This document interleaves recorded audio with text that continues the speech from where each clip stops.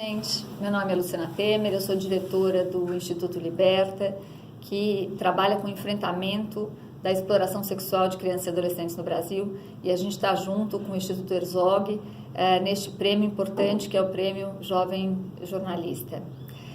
Queria falar um pouquinho com vocês sobre esse tema que é a exploração sexual de crianças e adolescentes no Brasil, porque eu acho que é muito importante a gente entender do que a gente vai falar, né?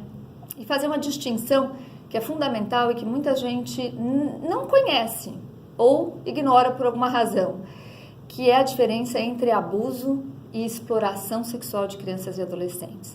A gente está falando de violência sexual nas duas situações, mas são situações de violência diversas. A mais conhecida, e sempre que a gente fala em exploração sexual, imediatamente vem à mente das pessoas, é o abuso. O que é o abuso? O abuso é aquela relação normalmente intrafamiliar ou com pessoas conhecidas, na qual a criança, mais do que o adolescente, a situação de abuso é mais até com criança do que adolescente, mas ele é levado a atos sexuais, às vezes sem nem saber o que está acontecendo, ou coagido a não falar, enfim. O abuso é este tipo de relação no qual o menino e a menina são submetidos a atos sexuais, ou porque desconhecem o que está acontecendo, ou porque têm medo de se manifestar a respeito. A exploração sexual, ela tem um outro caráter. Ela tem um caráter mercantil, ou seja, é uma troca de sexo por dinheiro, por mercadoria, por carona, por qualquer coisa. Sempre que há uma troca, eu estou falando de exploração sexual de crianças e adolescentes.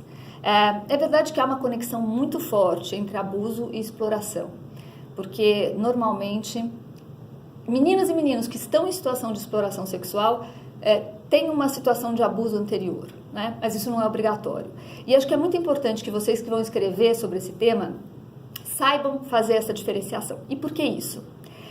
Porque nós precisamos acordar o Brasil para o fato gravíssimo de nós sermos o segundo país com maior índice de exploração sexual de crianças e adolescentes. A gente só perde para a Tailândia. Né? Esse é um dado assustador, tristíssimo, e que a gente tem que enfrentar. E por que ninguém sabe disso? Eu acho que muitos de vocês nunca ouviram esse dado. E eu falo isso com a experiência de quem está trabalhando 2 anos só com esse tema, e que eu falo isso e as pessoas se surpreendem. E eu vou dizer por quê.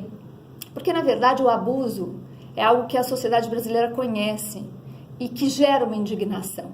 Aquele menino, aquela menina foram abusados, isto é inadmissível, e ali eu enxergo uma vítima.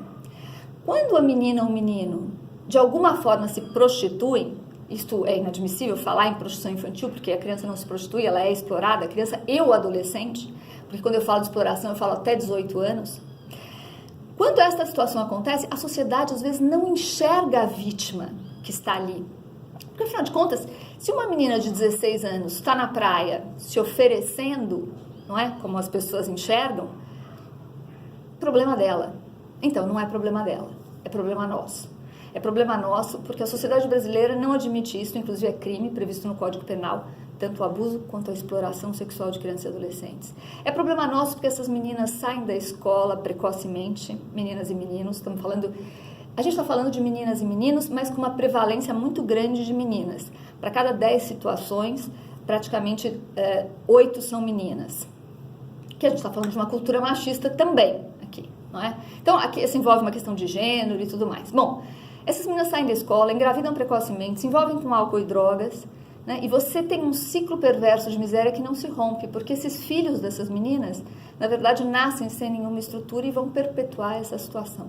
Então, quando eu falo de exploração sexual, eu não estou falando só de uma questão moral.